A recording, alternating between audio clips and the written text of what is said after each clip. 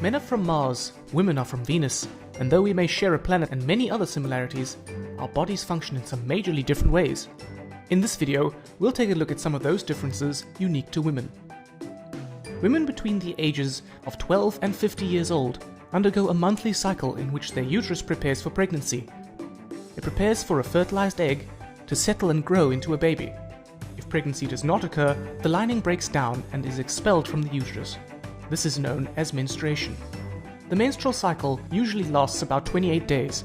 During this period, women undergo drastic hormonal fluctuations as well as physical discomforts such as abdominal cramps, headaches, backaches, and general nausea.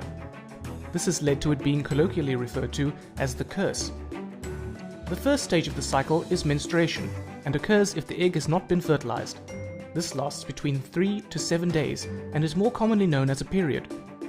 Because the egg has not been fertilized, the uterus lining, called the endometrium, is not needed, and hence it breaks down and is lost through the vaginal canal with some blood.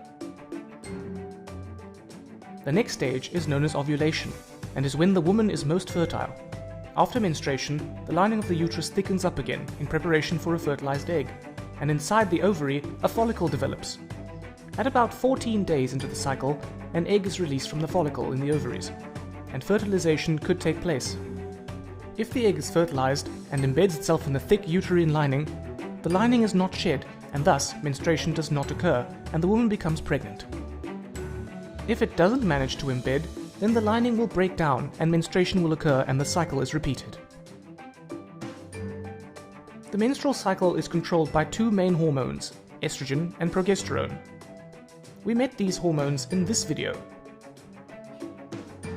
Estrogen is produced by the ovaries and causes the uterus lining, the endometrium, to thicken again after menstruation so that it is ready to receive an embryo. Progesterone is produced by the empty follicle in the ovary. See how it is produced after the egg has been released and then drops off if the egg does not embed in the uterus or if the egg is unfertilized. But if the egg is fertilized and embeds, then progesterone levels stay high for the first 6.5 months of pregnancy. The follicle continues to produce it and a placenta is formed. So estrogen builds up the uterus lining and progesterone maintains it during the second half of the menstrual cycle. There are two other hormones also involved: the follicle stimulating hormone, or FSH, and the luteinizing hormone, or LH. Both FSH and LH are secreted by the pituitary gland. FSH causes the egg to mature in the ovary, and it also stimulates the ovaries to release estrogen. The estrogen then stops FSH being produced, so that only one egg matures in the cycle. LH causes the mature egg to be released from the ovary and stimulates the release of progesterone. You may want to browse the internet to learn more about these hormones.